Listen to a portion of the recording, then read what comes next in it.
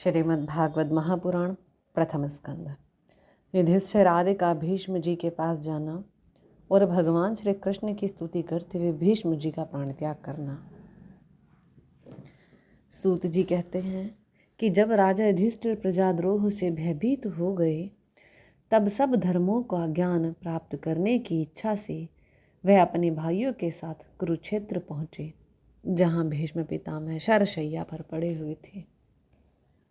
उनके साथ महर्षि व्यास, धौम्य आदि ब्राह्मण भी थे। शौनक जी अर्जुन के साथ भगवान श्री कृष्ण भी वहाँ पहुँचे। अपने अनुचरों और भगवान श्री कृष्ण के साथ वहाँ जाकर पांडवों ने देखा कि भीष्म पितामह स्वर्ग से गिरे हुए देवता के समान पृथ्वी पर पड़े हुए हैं। उन लोगों ने उन्हें प्रणाम किया। शौनक जी उसी समय भरतवंशियों के गौरव रूप भीष्म पितामह को देखने के लिए सभी ब्रह्म ऋषि, देव ऋषि और राज ऋषि वहाँ आए। पर्वत, नारद, धौम्य, भगवान व्यास, वृहदश्व, भारद्वाज, शिष्यों के साथ परशुराम जी, वशिष्ठ, इंद्र, ऋत, गृत्समद, असित, कक्षिवान, गौतम, अत्रि, विश्वामित्र, सुदर्शन तथा और भी शुकदेव आदि शुद्ध हृदय महात्मागण एवं शिष्यों के सहित कश्यप, अंगिरा पुत्र बृहस्पति आदि मुनिगण भी वहाँ पधारे। भीष्म पितामह धर्म और देश काल के विभाग को कहाँ किस समय क्या करना चाहिए इस बात को जानते थे। उन्होंने उन बड़भागी ऋषियों को सम्मिलित हुआ देखकर उनका यथा योग्य सत्कार किया। वे भगवान श्री कृष्ण का प्रभाव भी जानते थे, अतः उन्होंने अपनी लीला से मनुष्य का वेश धारण करके वहाँ बैठे हुए तथा जगदीश्वर के रूप में हृदय में विराजमान भगवान श्री कृष्ण को बाहर तथा भीतर दोनों जगह पूजा की। पांडव बड़े विनय और प्रेम के साथ पितामह के साथ बैठ गए। उन्हें देखकर भीष्म पितामह की आंखें प्रेम के आंसुओं से भर गईं। उन्होंने उनसे कहा कि यह बड़े कष्ट और अन्याय की बात है कि तुम लोगों को ब्राह्मण धर्म और भगवान के आश्रित रहने पर भी इतने कष्ट के साथ जीना पड़ा, जिसके तुम कदापि योग्य नहीं थे। जिस प्रकार बादल वायु के वश में रहते हैं, वैसे ही लोकपालों के सहित सारा संसार काल भगवान के अधीन है। मैं ऐसा समझता हूँ कि तुम्हारे जीवन में ये जो अप्रिय घटनाएं घटित हुई हैं, वे सब उन्हीं की लीला है। नहीं तो जहाँ साक्षात धर्मपुत्र राजा युधिष्ठिर हों, गदाधारी भीमसेन और धनुर्धारी अर्जुन रक्षा का काम कर रहे हों, गांडीव धनुष हो और स्वयं श्री कृष्ण सुहृदय हों, भला वहाँ भी विपत्ति की संभावना है। ये काल रूप श्री कृष्ण कब क्या करना चाहते हैं, इस बात को भी कोई नहीं जानता। बड़े बड़े ज्ञानी भी इसे जानने की इच्छा करके मोहित हो जाते हैं। युधिष्ठिर, संसार की ये सभी घटनाएं ईश्वर की इच्छा के अधीन हैं। उसी का अनुसरण करके तुम इस अनाथ प्रजा का पालन करो, क्योंकि अब तुम ही इसके स्वामी और इसके पालन करने में समर्थ हो। ये श्री कृष्ण साक्षात भगवान हैं। ये सब आदि कारण और परम पुरुष नारायण हैं। इनका प्रभाव अत्यंत गूढ़ और एवं रहस्यमय है। युधिष्ठिर, उसे भगवान शंकर, देवर्षि नारद और स्वयं भगवान कपिल ही जानते हैं, जिन्हें तुम अपना ममेरा भाई, प्रिय मित्र और सबसे बड़ा हितु मानते हो, जिन्हें तुमने प्रेमवश अपना मंत्री, द्यूत और सारथी तक बनाने में संकोच नहीं किया, वे स्वयं परमात्मा है।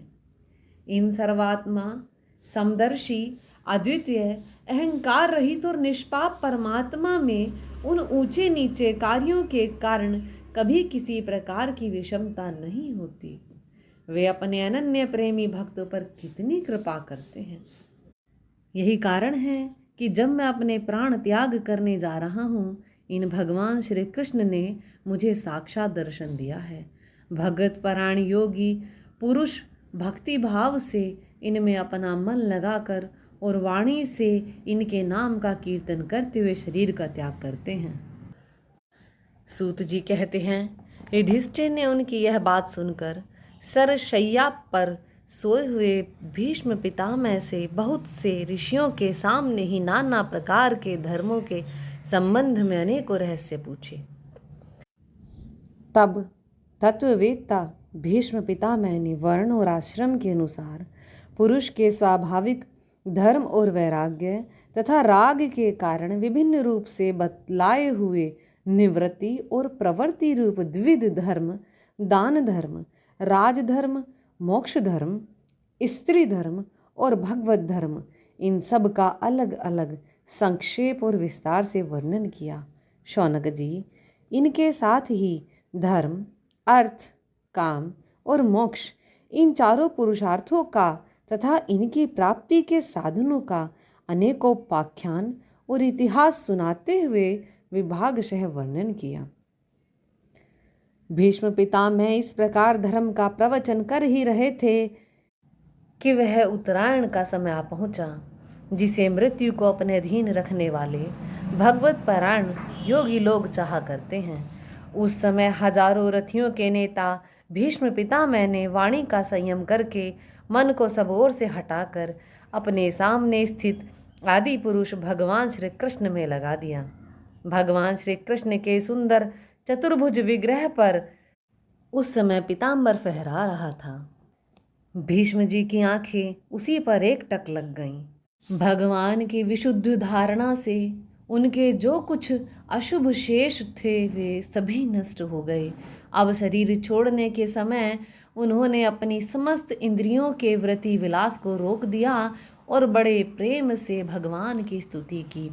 भीष्म जी ने कहा, अब मृत्यु के समय मैं अपनी यह बुद्धि, जो अनेक प्रकार के साधनों का अनुष्ठान करने से अत्यंत शुद्ध एवं कामना रहित हो गई है, यदुवंश शिरोमणि अनंत भगवान श्री कृष्ण के चरणों में समर्पित करता हूँ, जिनका शरीर त्रिभुवन सुंदर एवं श्याम तमाल के समान सांवला है, जिस पर सूर्य रश्मियों के समान श्रेष्ठ पीताम्बर लहराता रहता है और कमल सदृश मुख पर घुंघराली अलके लटकती रहती हैं, उन अर्जुन सखा श्री कृष्ण में मेरी निष्कपट प्रीति हो। उन सुंदर कवच मंडित भगवान श्री कृष्ण के प्रति मेरा शरीर, अंतकरण और आत्मा समर्पित हो जाएं। अपने मित्र अर्जुन की बात सुनकर, जो तुरंत ही पांडव सेना और कौरव सेना के बीच में अपना रथ ले आए और वहां स्थित होकर जिन्होंने अपनी दृष्टि से ही शत्रु पक्ष के सैनिकों की आयु छीन ली, उन पार्थ सखा भगवान श्री कृष्ण में मेरी परम प्रीति हो। अर्जुन ने जब दूर से कौरवों की सेना के मुखिया हम लोगों को देखा, तब पाप समझकर वह अपने स्वजनों के वध से विमुख हो गया। उस समय जिन्होंने गीता के रूप में आत्मविद्या का उपदेश करके उसके सामयिक अज्ञान का नाश कर दिया, उन परम पुरुष भगवान श्री कृष्ण के चरणों में मेरी प्रीति बनी रहे। मैंने प्रतिज्ञा कर ली थी कि मैं श्री कृष्ण को शस्त्र ग्रहण कराकर छोड़ूंगा। उसे सत्य एवं ऊंची करने के लिए उन्होंने अपनी शस्त्र ग्रहण न करने की प्रतिज्ञा तोड़ दी। उस समय वे रथ से नीचे कूद पड़े और सिंह जैसे हाथी को मारने के लिए उस पर टूट पड़ता है, वैसे ही रथ का पहिया लेकर मुझ पर झपट पड़े। उस समय वे इतने वेग से दौड़े कि उनके कंधे का दुपट्टा गिर गया और पृथ्वी कांपने लगी। मुझ आतताई ने तीखे बाण मार मार कर उनके शरीर का कवच तोड़ डाला, जिससे सारा शरीर लहूलुहान हो रहा था। अर्जुन के रोकने पर भी वे बलपूर्वक मुझे मारने के लिए मेरी ओर दौड़े आ रहे थे। वे ही भगवान श्री कृष्ण जो ऐसा करते हुए भी मेरे प्रति अनुग्रह और भक्त वत्सलता से परिपूर्ण थे, मेरी एकमात्र गति हो, आश्रय हो। अर्जुन के रथ की रक्षा में सावधान जिन श्री कृष्ण के बाएं हाथ में घोड़ों की रास थी और दाहिने हाथ में चाबुक, इन दोनों की शोभा से उस समय जिनकी अपूर्व छवि बन गई थी, उन पार्थ सारथी भगवान श्री कृष्ण में मुझ मरणासन की परम प्रीति हो, जिनकी लटकीली सुंदर चाल, हाव भाव युक्त चेष्टाएं, मधुर मुस्कान और प्रेम भरी चितवन से अत्यंत सम्मानित गोपियां रास लीला में उनके अंतर ध्यान हो जाने पर प्रेमोन्माद से मतवाली होकर जिनकी लीलाओं का अनुकरण करके तन्मय हो गई थीं, उन्हीं भगवान श्री कृष्ण में मेरा परम प्रेम हो।